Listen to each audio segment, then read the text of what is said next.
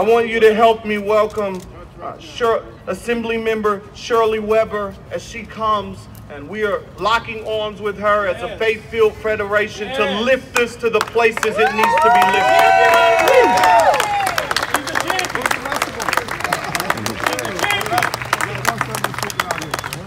Good morning. We got two. I want to thank all of you for being here and coming out on this extremely important occasion this morning. And I'm proud to stand here with my colleague, Assemblymember McCarthy from Sacramento, who's one of the co-authors of AB 392. And we're doing all of this because of you, because of what you are and what we are. You know, when I look out, I am filled with a variety of emotions. This is sadness and frustration that I feel because of all the injustices, not only of Stephon Clark, but so many other injustices that we have suffered in this nation and that we have to consistently mobilize against.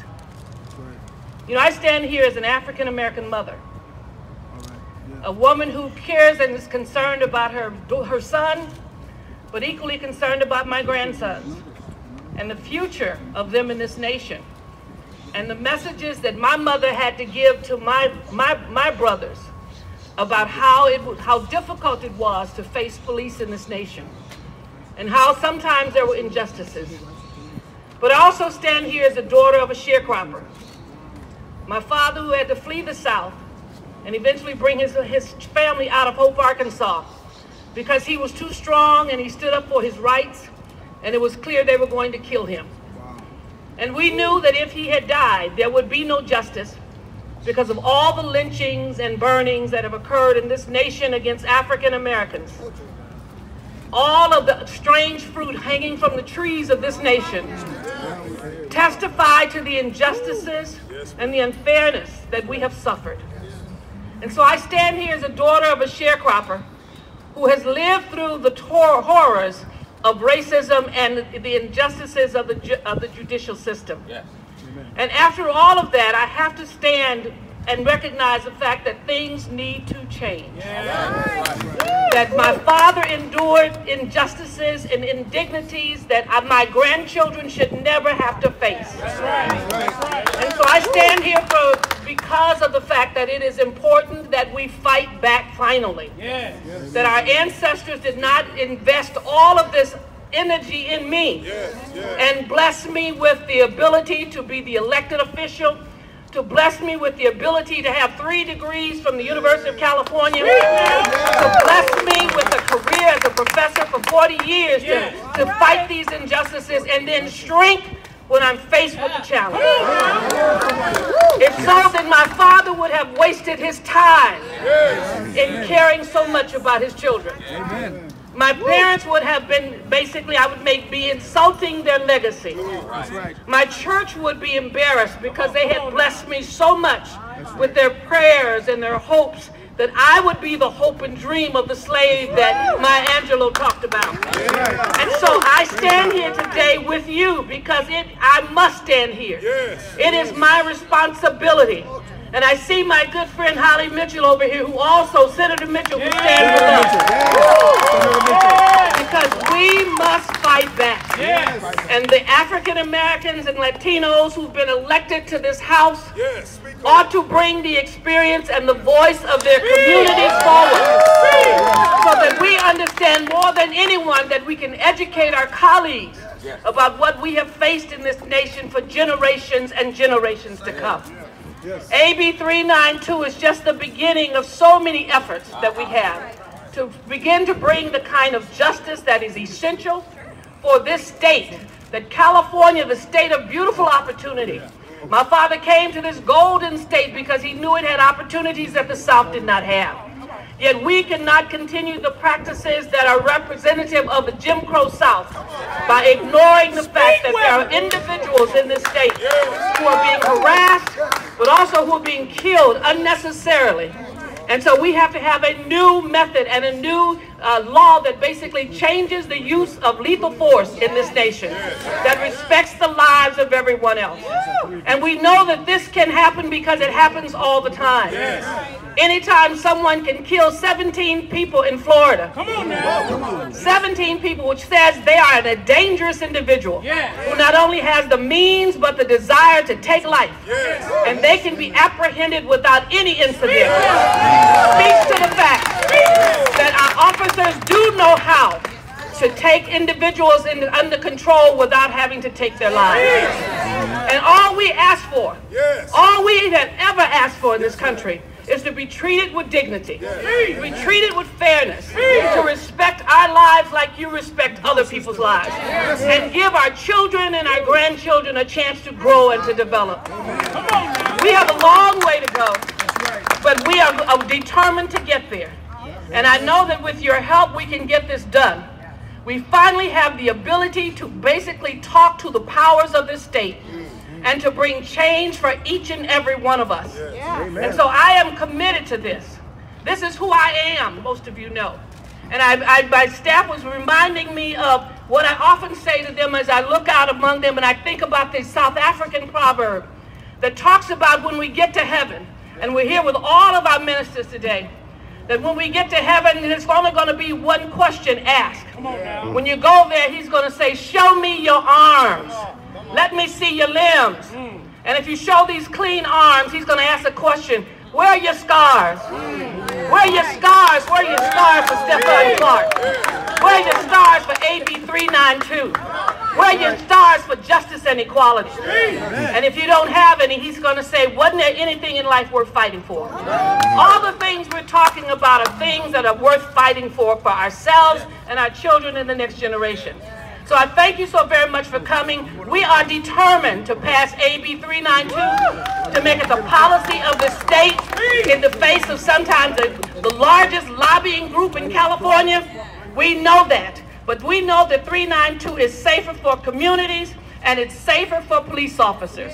We're going to change the culture of this state that we sometimes think is the great liberal state with the golden bridges facing us, that we are going to change the very culture of this nation and make it a fairer and a safer place, not just for some, but for all.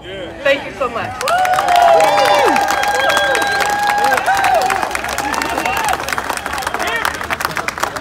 We are joined by Assembly Member Kevin McCarty as we hear from his voice. Let's welcome him this morning.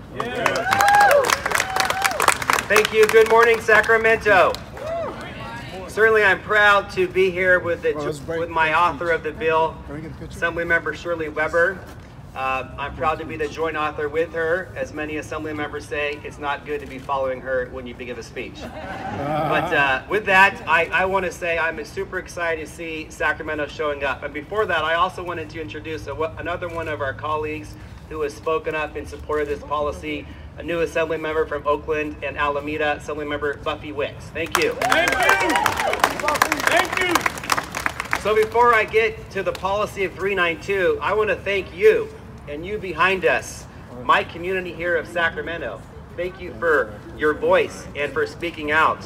And before we get to 392, I just want to talk about Monday night, because that was a disgrace for my hometown of Sacramento.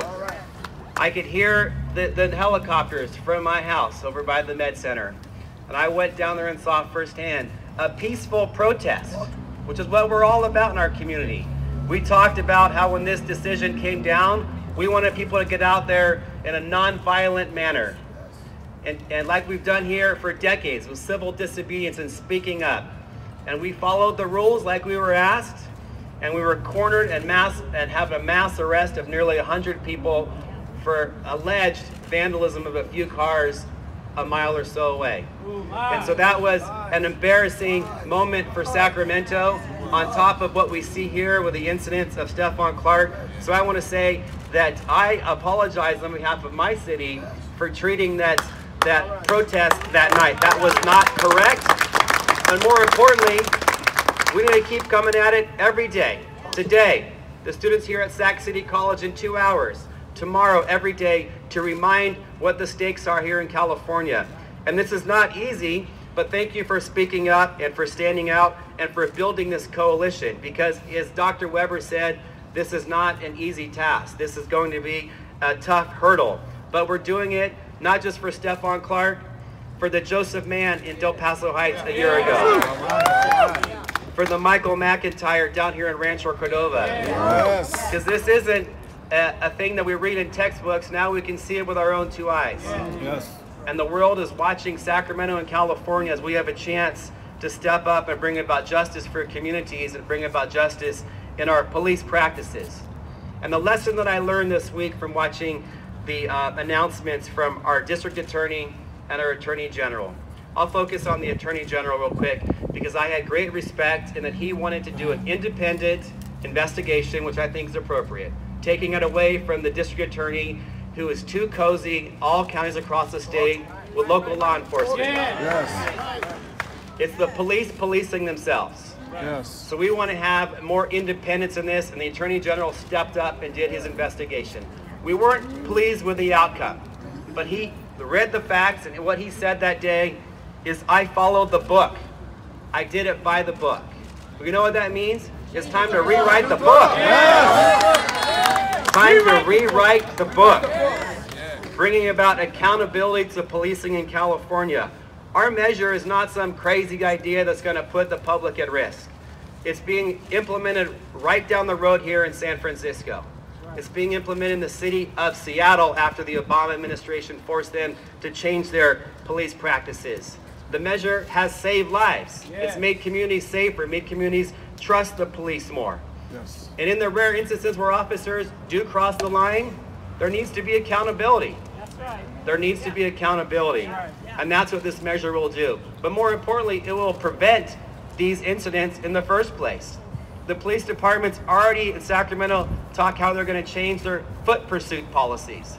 Well, that's just one piece of it. And so this measure will make departments up and down California change the way they police communities, not put the communities at risk, not put law enforcement at risk, but make it safer for everybody and bring about common sense. You know what else this will do? No one's talking about this. This will protect taxpayers. Here in Sacramento, we're facing a $20 million lawsuit from the Clark family for a wrongful death. That's right. That's $20 million that could build a community center. It won't bring him back, but that's money that could bring programs for our neighborhoods, our youth, recreation programs. In Los Angeles, they had to literally borrow $100 million from Wall Street to pay police brutality settlements. Think about that. Pay interest to Wall Street banks for the actions of police officers that cross the line. So these laws that we're promoting here in California, this law is based on policies that we know works in the cities of Seattle and San Francisco. It brings about our best practices from our U.S. Department of Justice, from our state attorney generals outlined what we could be doing in Sacramento and police departments across California that's in our measure. We hope to take it to a vote on the state capitol right behind us in a few months, but we can't do it alone. We can't do it alone. You know, as Dr. Weber mentioned, a proverb, I think he said from South Africa. Well, the other African proverb is going together, because we can go alone super fast, but we're going to do this together. We're going to build our coalition. We got to step it up. We got to make sure that we bring everybody together to know what the stakes are in California. Thank you for stepping up for this measure, AB 392. Thank you.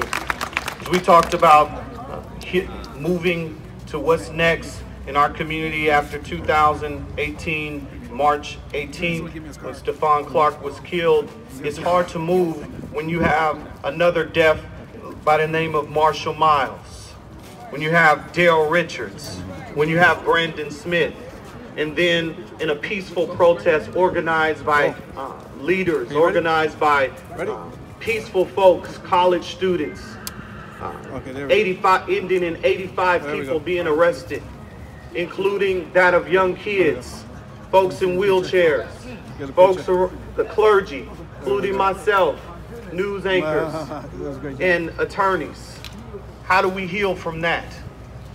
One of the young organizers, and I need to lift up female organizers and advocates that are here standing in collaboration and locking arms. Help me welcome Dr. Flo, public health advocate.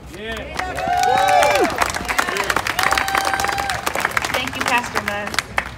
want to start by offering my condolences 100, 1,000 times over to the Clark and Thompson family. What they've experienced is unimaginable and unconscionable. But I also want to offer my support and my strength to the many people who were out on Monday night who demonstrated that we recognize there is a problem and that spoke truth to power. And the many people who were injured or who were arrested, I just say to you, we see you, we're with you, and we support you. I want to start by, thank you. I want to start by lifting up our values, because if we speak from our values, we're in a place of love and a place of understanding. And our values are that life is precious.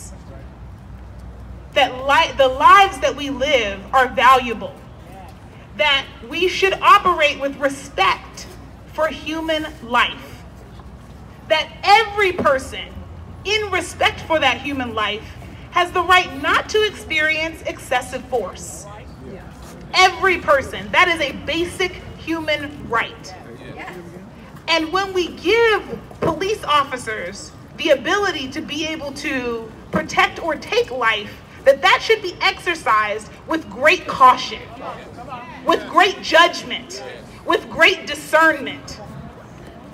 And so if those are our values, if that's where we stand, then the problem is, as Assemblymember McCarty mentioned, my assembly member, that we're not operating within our values, that our laws, you can follow the law to the letter and still end up with a disgraceful outcome.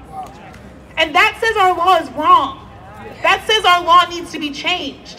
That says our law is doing something called institutional racism and institutional oppression.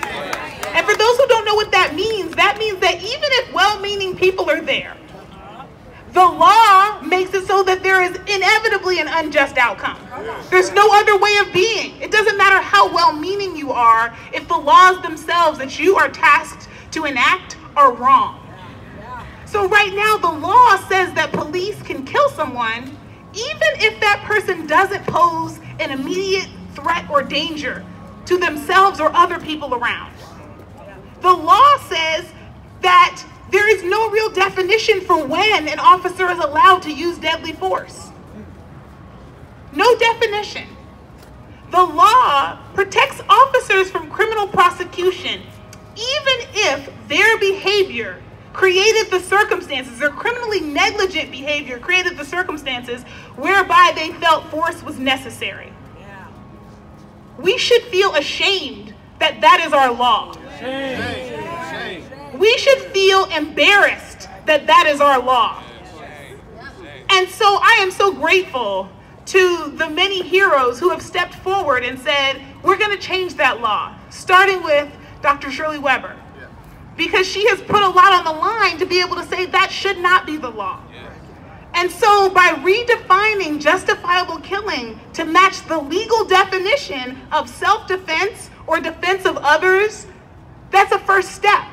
By saying there have to be some criteria before we decide that we are going back to our values, exercise that serious responsibility of protecting or possibly taking life. And that if you act criminally in the process, you don't get to step back and then be protected by the law. This is a public health problem. The American Public Health Association declared police violence a public health problem at its November convening.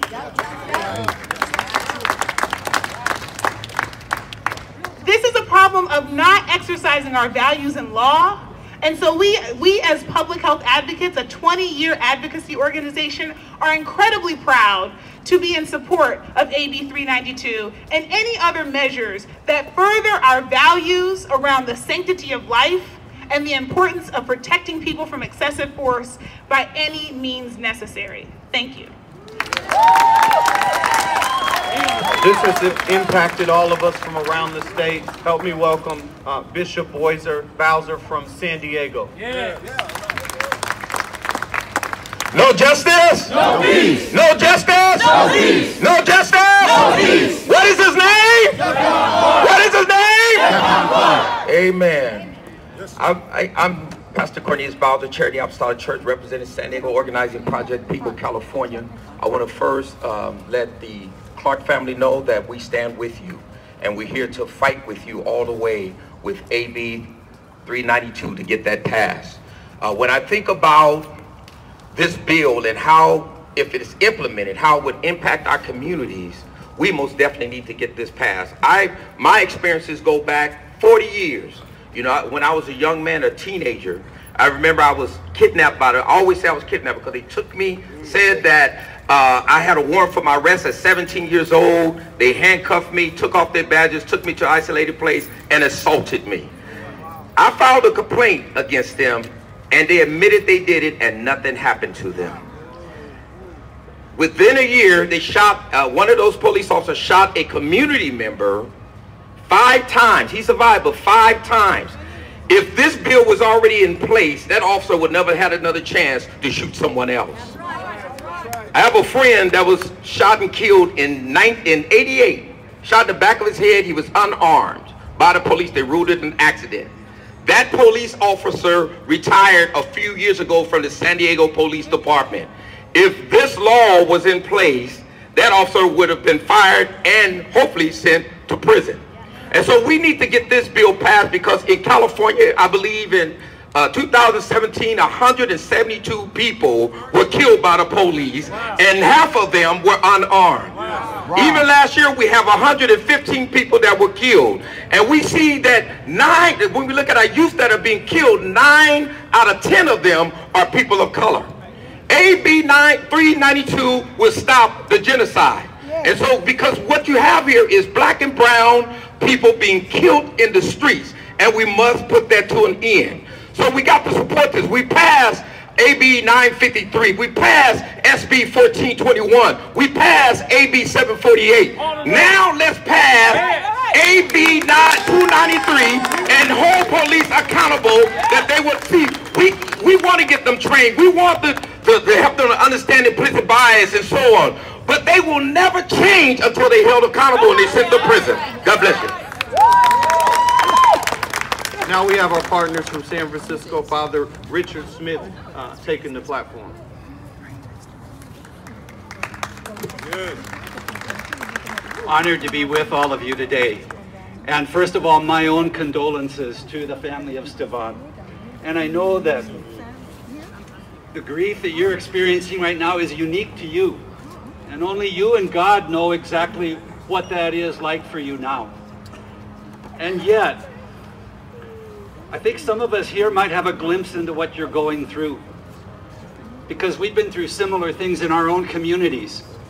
And I think of, in my own neighborhood in San Francisco, Amilcar Perez Lopez, a young undocumented immigrant. Amilcar Perez Lopez, presente. Yes. Amilcar Perez Lopez, presente. Amilcar Perez Lopez, presente. A young undocumented immigrant, 20 years old. Shot in the back 6 times when he was running for his life. Yes. I think of Alex Nieto, yes, on his way to work. Yes. On his way to work, eating a burrito in his favorite park. 59 bullets they fired at that young man. Wow. 59 bullets, and then they told us, that's not excessive force. 59 bullets is not excessive force? Are you kidding me? Are you? And then we've got Jose Adolfo Delgado. I was with his family last night. It's the 1-year anniversary since he was killed by the police.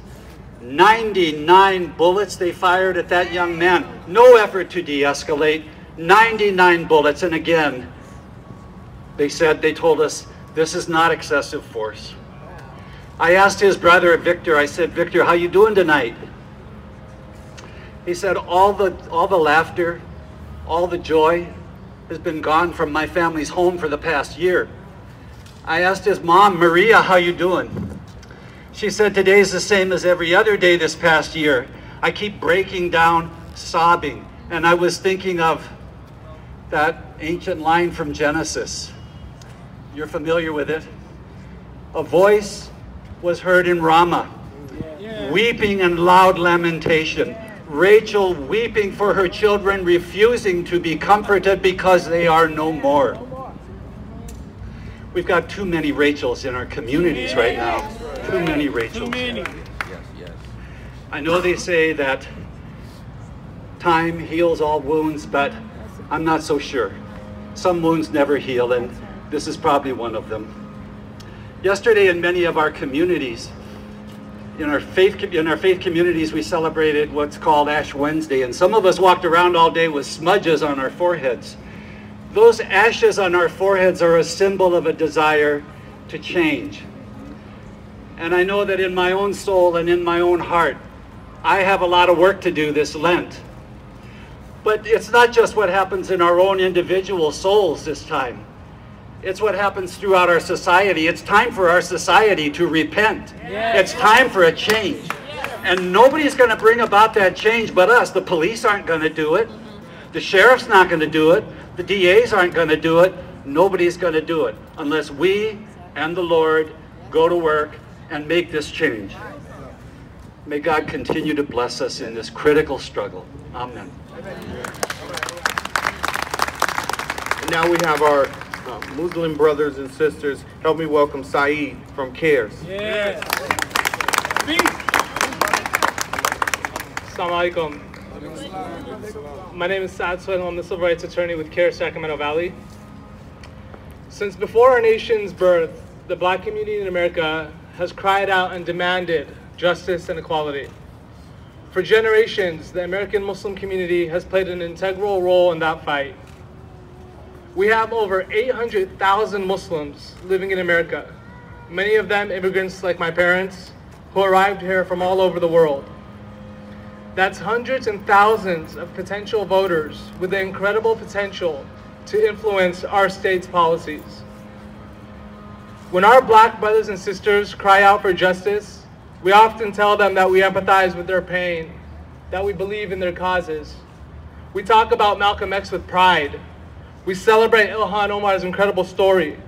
We applaud the support of black leaders like Angela Davis and Mark Lamont Hill on issues important to our community. As Muslims in America, we proudly celebrate the success of our black community. However, this is the time for the Muslim community in California to show that we will not just talk about justice. We need to show that we will join this fight and ensure that no more brown and black brothers and sisters will be killed by law enforcement with no consequences. We need to ensure that a district attorney can never again conclude that no crime occurred when police officers killed our unarmed brother in his own backyard. Marching, protesting, and holding town hall events are a small part of our fight to obtain justice for Stephon Clark. However, true justice will only be served by changing the law and creating new policy about how police officers are permitted to use their deadly force. Only this will give us any hope to prevent another Stephon Clark in the future. So I stand today with Sacramento ACT Assembly members Weber and McCarty, and I challenge our Muslim community, our vast and diverse Muslim community in California, to stand up and join this fight to get AB 392 passed in our state assembly. I'm standing here and I'm confident that the hundreds and thousands of Muslims in this state, they're going to meet my challenge. They're going to meet our challenge today, and they're going to contact their elected officials. We have a large Muslim community here in Northern California, a huge community in Southern California, a huge community in Fresno and Central California.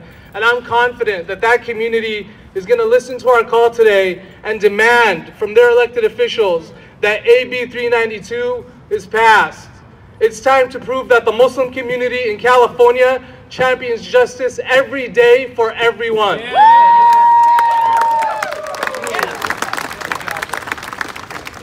We've been seeing the action and organizing of young advocates, young leaders, and one of them, one of the leaders at Sacramento State BSU. I want to lift him up in the work they've been doing around these direct action and peaceful protests. And help me welcome Khalil Ferguson as he comes.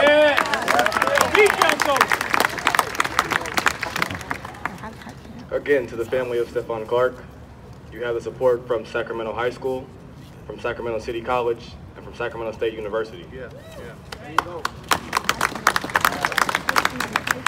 The district attorney's press conference in which she dehumanized Stephon Clark was presented as if she was in front of a judge and jury, highlighting the contentions within his life as exculpatory evidence suggesting he wanted to die. The students will be walking out of class from Sacramento High School, Sacramento City College, and Sac State University. We all had a personal relationship with Stephon Clark. He was an alumni of Sacramento Charter High School. He was a student at Sacramento City College, and he touched the lives of many at Sacramento State University. To that end, we must also dig deeper to the root of the turbulence in his life as highlighted by the district attorney. The disparagement in education and development, particularly in Sacramento City Unified School District, does not maximize its efficacy to foster the development in its black students. It perpetuates the school-to-prison pipeline, highlighted by the way in which it failed Stephon Clark.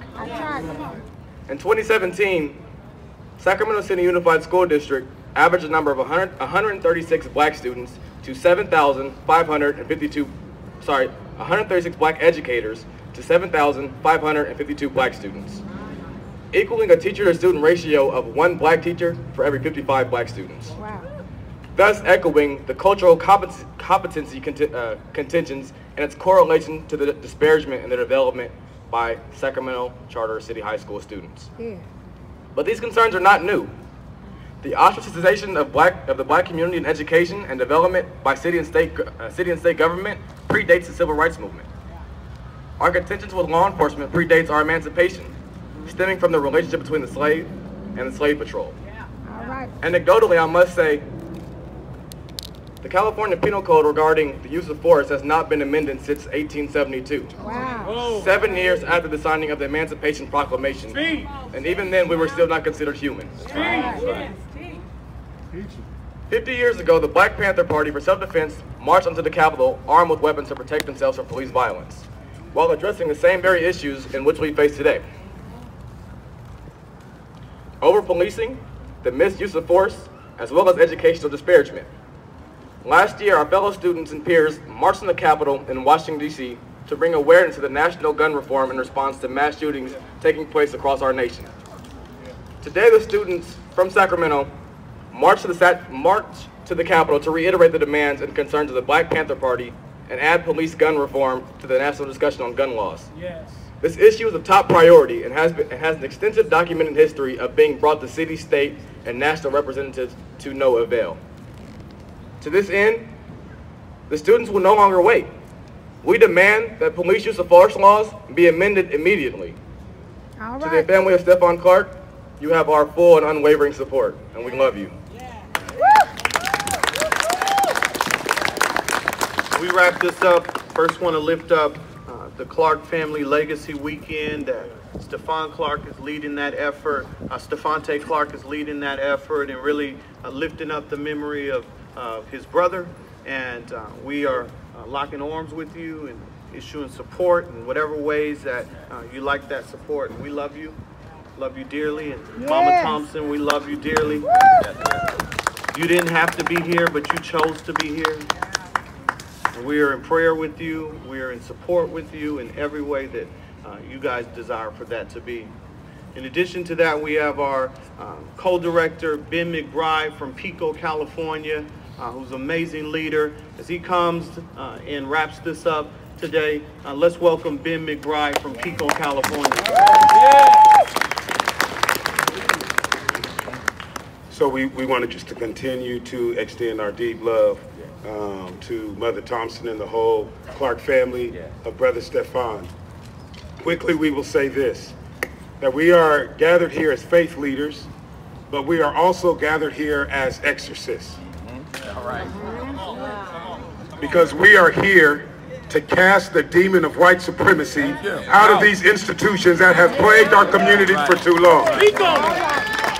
So we want to say to every elected official that desires to continue to become very cozy with these law enforcement officials that continue to kill our people, your days of being complicit with this evil is over. And we are going to continue to disrupt and dismantle this unholy system until our communities have the ability to live free in communities the way that they deserve.